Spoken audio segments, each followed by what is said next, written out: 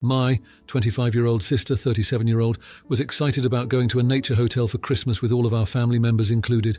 She sent me pictures of the place, and it was a very nice place to stay for Christmas. My boyfriend and I live together, and we both have 2 dogs. We are leaving our youngest, a border collie, in daycare for the days we are going to be gone. But we also have a 3-year-old golden retriever who has grown to dislike male dogs. He is also not used to daycare and gets separation anxiety when he's not with us. On the other hand, our border collie is more social and outgoing with others and doesn't mind sleeping somewhere else. The first thing I asked my sister was if I was allowed to take Noah, our golden retriever, since there is no one in the family who can take care of him on Christmas, which is such a special date. She said yes, that dogs were allowed. I told her then we were going and that it wasn't an issue. She made the reservation and had to pay some money for us to secure the place for that day. She sent me the link which said, "Dogs are not allowed." I then asked her again, "Hey, are you sure they are allowed?" I sent her a screenshot of the part of the link where it said they weren't. She again said, "I'm sure the owner of the place won't say no to us paying him a lot of money just because of a dog." I talked this out with my boyfriend, and he said we should confirm with the owner. I texted him via WhatsApp, and he told me that dogs were 100% not allowed. I sent that to my sister, and she said, "We'll see what we'll do." I told her that if Noah can't go, then we can't either. She got angry at me, yelling that we had to pay our part because she cannot pay for what we were meant to pay. I told her that I was not going to pay a lot of money if we weren't going. She said that our dog was our problem and we needed to figure out how to solve it ourselves. She said it was up to me to confirm if dogs were allowed or not. I told her she lied to me and that I was not going to pay because we were not going. Am I the idiot? Now for a few comments before the update. Comment 1. Not the idiot. Your sister should not have lied to you. She also should not have been a deceitful brat to the owner of the place she is staying. Comment 2, not the idiot. She said that our dog was our problem. Cool, tell her that her reservation is her problem. Comment 3, not the idiot. She lied. She was going to hang you out to dry. She just faffo. Now, for the update. So, you won't believe how this whole mess with my sister and the Christmas trip escalated over the past 2 weeks. A couple days after our last argument, my sister sends a group text to the family, announcing that she's found a solution. She somehow convinced the nature hotel owner to let Noah stay, but only if he remains in a kennel outside. I was stunned. Outside in the cold? No way. I immediately called her out in the family chat saying it was unacceptable and that I was shocked she even considered it a solution. But here's where things get wild. My mom, who's been quiet up till now, jumps in. She's livid, saying how disappointed she is that a family trip is being torn apart over a dog issue. She suggests that I'm being selfish and should just give Noah to a pet sitter. The family chat explodes, everyone's taking sides and it's chaos. Feeling cornered, I start looking for a pet sitter, but deep down I'm hurt. Noah's part of my family and it seemed like my human family just didn't get that. As I'm scrolling through sitter profiles, my phone rings. It's my Aunt Lisa, who's been out of the loop. She heard the drama and offers to take Noah. I'm relieved but still upset about the whole situation. I tell my sister that Noah will stay with Aunt Lisa and I'll come on the trip. But as soon as I say it, there's radio silence from her end. Hours later, she texts back saying that she had to pull some strings to get the kennel option and that it's too late to cancel it now. Plus, she adds, the owner wasn't pleased with the back and forth and has given us an ultimatum. Take the kennel offer or cancel the booking with a hefty cancellation fee. Feeling blackmailed, I agree to the kennel, still planning to leave Noah with Aunt Lisa and just eat the cost of the kennel fee. Trips back on, but the tension is thicker than ever. Fast forward to the day before our departure. I get a call from a number I don't recognize. It's the hotel owner. He apologizes for the confusion and says he's had a heart-to-heart with his staff and they've decided to make an exception. Not just a kennel, but Noah can actually stay in the room with me. I'm gobsmacked. I confirm with him 3 times because I can't believe it. I break the news to the family and suddenly I'm the hero for keeping the trip alive. My sister is quiet and I can tell she's embarrassed about how she handled everything. My mum calls me, crying, apologizing for not understanding how important Noah is to me. But wait, there's more. As if fate wanted to add a cherry on top during the stay, Noah became a mini celebrity at the hotel. Another guest had a minor medical emergency, and Noah, being the good boy he is, alertedly barked to get attention, which helped the staff to respond quickly. The hotel owner was so impressed that he's now considering a pet-friendly policy change. So, from nearly being excluded from a family Christmas trip to unintentionally turning a nature hotel pet-friendly, Noah and I have been through a whirlwind. My relationship with my sister, it's getting there slowly. And as for the rest of the family, they've all learned that Noah isn't just a pet, he's the family's guardian angel with a wagging tail. Now for the comments. Comment 1, not the idiot. Your sister should have been more considerate of Noah being part of the family. Dogs are not just pets, they are family members, and it's great that you stood your ground. Plus, finding a pet sitter last minute during the holidays is a nightmare. I'm glad the hotel owner came through and Noah got to be the hero. Comment 2. You're the idiot for not respecting your sister's concerns. Not everyone is comfortable with animals indoors, and it's her right to suggest an alternative like a kennel. Plus, it could have been a safety or allergy issue. You never know.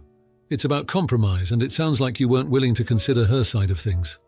Comment 3. Not the idiot at all. Pets can have anxiety issues when separated from their families, especially during high-stress times like the holidays. Your sister should have understood that. It's fantastic that the hotel owner recognized Noah's value and might even change their policy. Your advocacy for Noah likely made a positive impact for other pet owners too. Now for the next story. I'm 28 years old male, subbing as a history teacher in my nephew's 13 years old male school. From our first class, he always called me Uncle first name, which didn't bother me personally, but then again, I was never in this position to teach anyone in my family before. Last Friday, my nephew and a friend of his were being disruptive during class, and I went over and asked them to drop it. My nephew started to reply using my name, "Come on, uncle," and I stopped him right there. "I'm your uncle outside of this school. Here I'm your teacher, and you'll address me as Mir." I said so because I thought it was important to draw this line so he'd respect me in this situation and see me as any of his teachers. Tonight I got a call from my sister, 37 years old female, his mother. She said my nephew came home from school upset, and now she finally got out of him that I had told him not to call me uncle in school. I explained the situation to her. She says I should have explained things to him from day one, privately, instead of calling him out in front of the entire class. If I did, I would have set the boundaries sooner, and maybe he wouldn't feel comfortable to misbehave in my presence. Now I'm feeling like I failed here. Now for a few comments before the update. Comment 1. You're the idiot for how you handled this, but not the idiot for enforcing the boundary. I speak as a former teacher. Your sister is right. You should have enforced the boundary from day one. On the other hand, it's not like you yelled at him, insulted him, etc. But I would consider apologizing to him outside of school as his uncle and explaining the importance of the boundary to him. Comment 2. You are not the idiot but have learned a valuable lesson as a teacher. It is best to set expectations early. It sounds like he was trying to get away with a bit of typical 13-year-old behavior. All you did was ask that he use the more formal address while in school, but I don't think this is AH level. Comment 3. Not the idiot. It's true you should have set the boundary earlier, but your nephew was harassing his familiarity with you to misbehave, so it was entirely appropriate to correct that. Mum is just mad her kid is upset. Now for the update. After that awkward conversation with my sister, things took a turn for the dramatic in school. My nephew, let's call him Jake, didn't take kindly to the whole call me Mr. E thing. I thought we had reached an understanding, but guess I was wrong. The next day, I get pulled into the principal's office out of the blue. Turns out Jake started a petition among the students about teacher favoritism and respecting family relationships. I'm not making this up. The kid managed to get more than half the school to sign it. The principal was all frowns and concerned looks, asking me to explain my side of things. Fast forward to the next history class, and I'm trying to navigate the War of 1812, but it's more like navigating a minefield. Halfway through, the fire alarm goes off. We all evacuate, and it turns out to be a false alarm. But here's the kicker. My classroom was the only one with a malfunctioning smoke detector right above my desk, and my laptop's missing when we get back. I'm freaking out thinking one of Jake's buddies has it when I get an anonymous email. The sender claims they have compromising info that could get me fired unless I publicly apologize to Jake in front of the entire school. I'm not even in anything shady, but who knows what they could fabricate with access to my personal files. I decide to play detective and start paying closer attention to the students. Lo and behold, one of Jake's friends is a little too keen on watching me sweat it out. I confront him after class, and the kid breaks down, confesses it was all a prank that got out of hand, and hands over my laptop. But here's where it really hits the fan. I open my laptop and find a Word document left open with a half-written apology speech to Jake. Now, I'm no Sherlock, but it doesn't take a genius to realize someone's been using my laptop to draft a speech, and I have a sneaky suspicion it's Jake. I bring this up to the principal, and we have a sit-down with Jake, who finally admits to orchestrating the whole thing to teach me a lesson about respect. The principal is flabbergasted, and Jake gets a suspension for his little stunt. My sister's furious, now more at Jake than me, and we all have a family meeting where boundaries are set in stone, apologies are made, and I agree to give Jake a chance to rebuild trust in the classroom. In the end, I'm still teaching. Jake's back in class, acting like a model student, and the whole school's buzzing about the drama that unfolded. Never thought my temporary sub-job would turn into an episode of a high school drama series, but here we are. I've learned my lesson about setting clear boundaries from day one, that's for sure. Now for the comments. Comment 1. Not the idiot. Your nephew took things way too far with that prank. It's not just about the laptop or the threat, it's about the respect and trust he broke. You did the right thing by involving the principal. Family or not, actions have consequences and he needs to learn that. And kudos for giving him a chance to make amends after all that. Comment 2. You're the idiot. Sure, what Jake did was wrong, but you're the adult here. It could have been handled within the family instead of getting the school involved and getting him suspended. That's a mark on his record that could have been avoided with some family discussion and understanding on both sides. Comment 3. Not the idiot. You were put in a difficult position, and it's great that you stood your ground. It's important to teach Jake that cyber threats and stealing are serious offences. Also, boundaries are crucial, especially as a teacher. You're showing him that every action has a consequence, which is a valuable life lesson. Plus, it seems like it all ended on a positive note with the family meeting and him improving his behaviour. Now for the next story. I will start a job at an airline and we get free flight privileges and can also extend them to our parents, including step-parents and in-laws. But we can only have 2 under that category. After all, you can only legally have 2 parents. But I don't particularly like my stepmother. For context, my mother died a few years ago and my dad remarried recently. Thus, I don't want to extend the privilege to her. However, my father will be upset. For context, I know he will be upset because we get 1 friend to add, and my dad mentioned adding her as the friend, to which I told him I decide who that 1 friend is and that I might give it to someone else. He got upset because he says it costs him money since she's jobless and he covers her costs, and that granting the friend pass should be automatic because it helps him. He feels that it's unfair if he gets it free and she has to pay. He went on to say that he would refuse free flights if I don't grant it to her. I responded by saying I don't support the marriage and don't like her, to which he said that I don't have the authority to dictate the marriage. I responded back by saying that he doesn't get to decide who I grant the flight privileges to. I think he's being entitled, but he thinks I'm TA for not extending something when I can to save him money. While I can add her as a parent or friend, I don't want to. Would I be the idiot for not granting her free privileges, i.e. not helping my dad save money in his eyes? Now, for a few comments before the update. Comment 1. NTS, she isn't your mom and you don't like her. So why should you feel the need to give her anything? If your dad wants to save money, his wife can get a job. Comment 2. Not the idiot, and don't add him either. He wants to complain about money yet scoff at getting his tickets free, which is basically 50% off. He can pay full price. Comment 3. Not the idiot, it's your privilege, not his. If he will refuse free flights, see if your company have a way to designate this to someone who will appreciate it. Now for the update. It's been a month since I started my job at the airline, and I regret to say things have gone downhill with my family.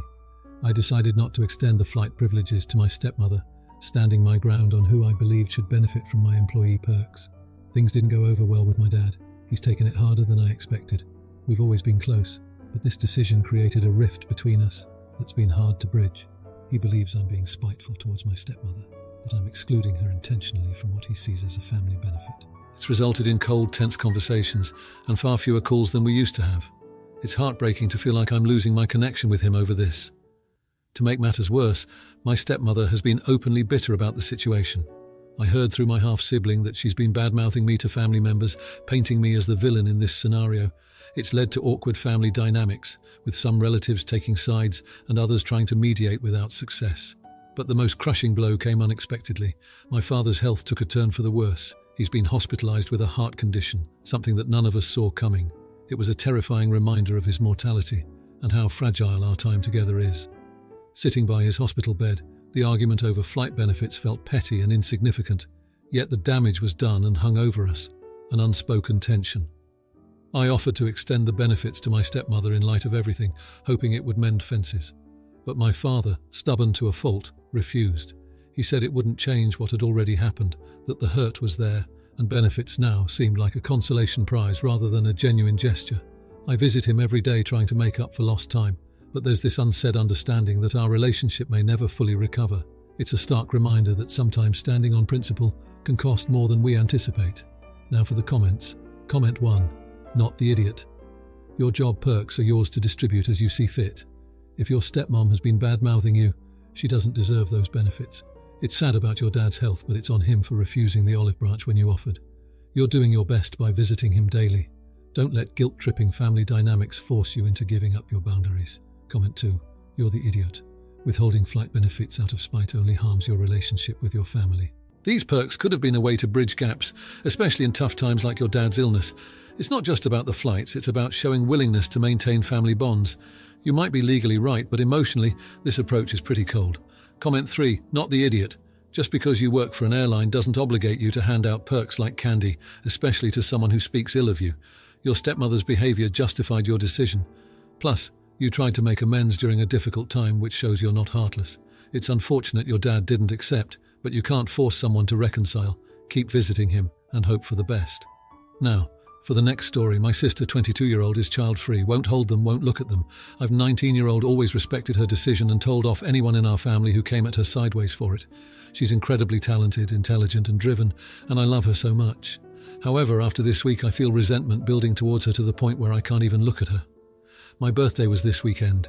I go to college in a faraway state, so it's hard to coordinate plans with both friends back home and friends in other states. I've struggled making friends in college, so I've been incredibly lonely, and I wanted my birthday to be a break from that. I came home for break and managed to gather most of my friends on the same weekend for a movie and dinner. It was all set and planned, and I was so excited, until my cousin's 21-year-old husband suffered a serious car accident, and my cousin needed an emergency babysitter. She had no one to ask besides my sister and I. She lives out of the way, her babysitter didn't respond, and most our family wouldn't be able to make it quick enough. It was a horrible accident. She wasn't sure if he'd survive. I begged my sister to babysit just this once. I've never asked her to watch any kid before, and it's not like I don't respect her child-free stance. I just wouldn't have the chance to have another birthday with all my friends, and my mental health was so shitty that I needed one day my friends. She said no. I'm not putting up with a crotch goblin because cousin can't plan properly. In the end, I cancelled the plans and watched the kid. On my birthday, alone. Now to the dilemma. My sister is getting married in June. It's a wedding on the beach, and I hate the beach. Bathing suits, sand, the ocean gulls, all of it.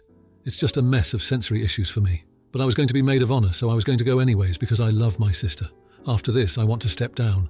After all, why should I put up with a sea of germs and sensory issues because my sister wants a pretty wedding? I cannot believe she would rather let me miss my birthday celebration than watch a kid for a night. I know she hates them, I know, but I do anything for her and clearly she wouldn't for me. So I'm really about to say, frick her and the damn wedding. To an unbearable man too. But I don't want to make a rash decision and miss her probably only wedding. Would I be the idiot? Now for a few comments before the update. Comment 1. Your sister hates children more than she loves you. Not the idiot. Don't attend. Don't do anything for her ever again. She has proven that she is not your family. Comment 2. Not the idiot, stay away and let her get on with it. She can choose another MOH. Now, for the update. After a lot of reflection and reading through everyone's perspectives, I wanted to give an update on the situation with my sister and where things stand now. Last we left off, I was hurt and considering stepping down as maid of honour for my sister's wedding. Well, I ended up having a heart-to-heart with her about how I felt that day. I didn't expect much, but to my surprise, she really listened. She acknowledged that she could have handled the situation better and apologised for not being there for me. Turns out my sister has been dealing with some anxiety around kids, stemming from a deeper place we weren't aware of. She started seeing a therapist to work through some of those feelings, and while she is still child-free, she's learning ways to manage her discomfort for family situations. In a heartwarming turn, my sister wanted to make it up to me. She organised a surprise do-over birthday party. She got my friends together, planned a whole day of my favourite activities, and even though she didn't babysit that day, she found a way to incorporate kids into the celebration in small doses so she could be comfortable while also showing me support. This gesture meant the world to me. As for the wedding, not only am I still the maid of honour, but we've grown closer through this tough conversation. We're working together to ensure her wedding is a beautiful day for her and that I can support her through it all. It's not perfect, and we still have our differences, but we're learning to navigate through them with more understanding and compassion. Thank you all for the advice and support you offered when I was feeling really down. It helped more than you know. Now for the comments. Comment 1. Not the idiot. Your sister owned up to her mistakes and is actively seeking help for her anxiety. It's a good sign that she values your relationship enough to apologise and make amends. Plus, organising a do-over birthday party. That's a sweet gesture. It shows she's trying to face her fears while still considering your feelings. Family is about growth and forgiveness, and it seems like both of you are on the right track. Comment 2. You're the idiot. Just because your sister has anxiety doesn't give her a free pass to hurt you. It's great that she's getting help, but an apology doesn't erase the pain caused. Her efforts are commendable, but you shouldn't feel obligated to stay maid of honour if you're still hurt. Your feelings are valid, and it's important to take care of yourself even if it means stepping back from the wedding responsibilities. Comment 3. Not the idiot. It's so heartwarming to hear how you both worked through the conflict. Your sister's efforts to include kids at her expense shows real commitment to mending fences. And you, sticking by her side as maid of honor, show immense understanding and compassion. It's not just about the wedding, it's about strengthening your sibling bond. You're both setting a great example of how to handle family disagreements with grace. If you like this video, you'll probably like these too. Also, while you're here, please consider subscribing. It's your support that keeps this channel alive and allows me to make better and longer videos. Have a great day.